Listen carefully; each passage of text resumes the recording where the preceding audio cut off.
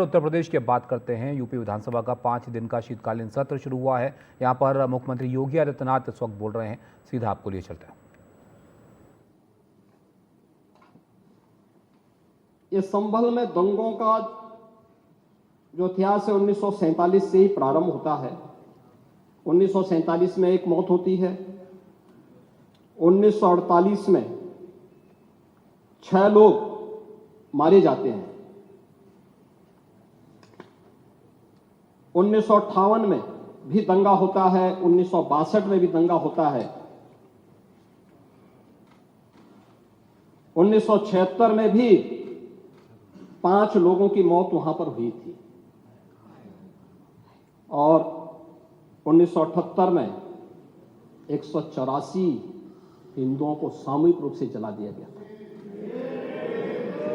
184 हिंदुओं को हत्या हुई थी, हिंदुओं की हत्या हुई थी और जलाया भी गया था और 184 हिंदू मारे गए थे वहां। 184। मैं वही तो कह रहा हूं ना, आप उस सच को स्वीकार नहीं करेंगे, आप उस सच्चाई को स्वीकार नहीं करेंगे और लगातार कई महीनों तक वहां कर्फ्यू था। 1980 में फिर दंगा हुआ था, एक मृत्यु हुई।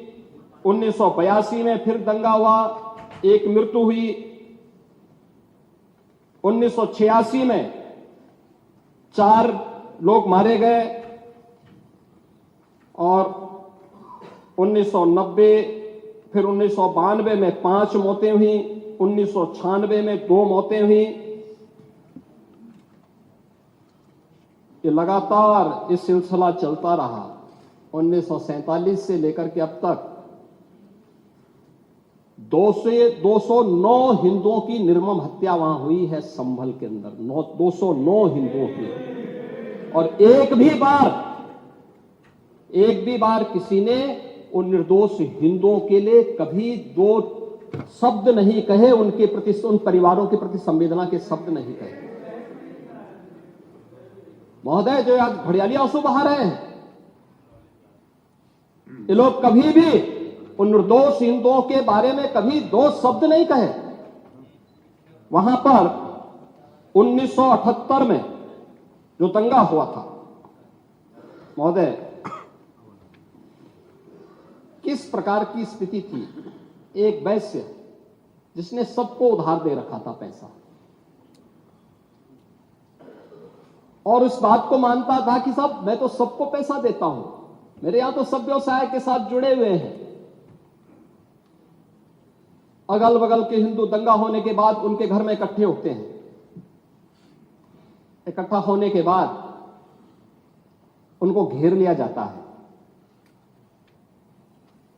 घेरने के बाद वो बोलते हैं, भाई आप हमें क्यों घेर रहे हैं?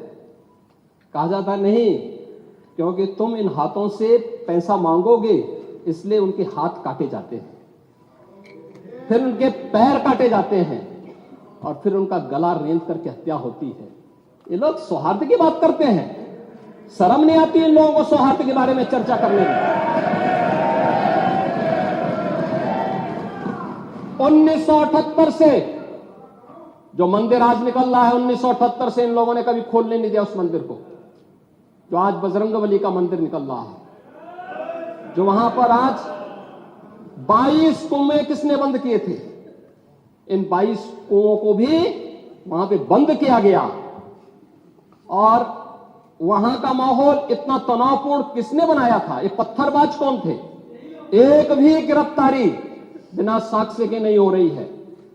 और याद रखना, जिसने पत्थरबाजी की होगी, जिसने माहौल खराब किया होगा, उसमें एक भी बचने वाला भी नहीं है। एक भी नहीं बचेगा।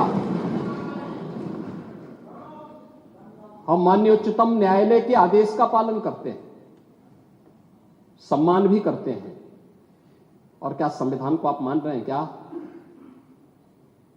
क्या आप लोग संविधान के प्रति सचमुच वचनबद्ध हैं? मैं तो धन्यवाद दूंगा माननीय अध्यक्ष जी को इस बात के लिए कि आज उन्होंने संविधान की मूल प्रति यहां पर दी है। बाबा साहब भीमराव अंबेडकर जी ने 26 नवंबर 2049 को जिस संविधान को बनाकर के देश को सौंपा था, उस मूल संविधान की प्रस्तावना को एक बार पढ़िए। मौलिक कर्तव्यों के बारे में, मौलिक अधिकारों के अध्याय के चित्र को देखिए। अलग अलग उन आर्टिकल के उस पृष्ठों का अवलोकन करिए। आपको उसमें राम भी नजर आएंगे, कृष्ण भी नजर आएंगे। लंका दहन के उपरांत बजरंगबली भी नजर आएंगे। ज्ञान का उपदेश देने वाले बुद्ध भी नजर आएंगे। भारत की समृद्ध परंपरा का दर्शन आपको उस संविधान में मिलेगा जो बाबा साहब भीमराव अंबेडकर ने दिया था।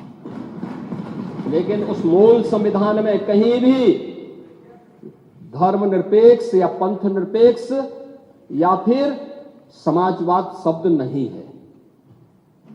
और ये आप सबकी आंखों को खोलने वाला होना चाहिए। आप लोग संविधान में बदलाव की बात करते हैं। जिन लोगों ने संविधान का गला घोंटा, उनका पिछलग्गू बन करके केवल सत्ता हथियाना चाहते हैं, जनता की आंखों में धूल झोंकना चाहते हैं। ये नहीं हो सकता।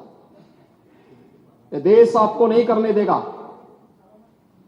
और वह प्रति आपको दी गई है, आप उसका अवलोकन करिए। और मैं नेता तो योगी आदित्यनाथ को आप सुन रहे हो। उत्तर प्रदेश में विधानसभा का सत्र जो है वो चल रहा है और इसमें संभल का मुद्दा उन्होंने उठाया और ये बताया कि संभल में जो हिंसा का इतिहास है कितना पुराना रहा है। कई मौके पर वहाँ पर हिंसा जो है वो होती रही है और इस दौरान 209 हिंदुओं की हत्या अब तक इतिहास में वहाँ पर जो है वो की गई है और इस पर किसी ने जो है वो 2 शब्द तक जो है वो नहीं कहे हैं।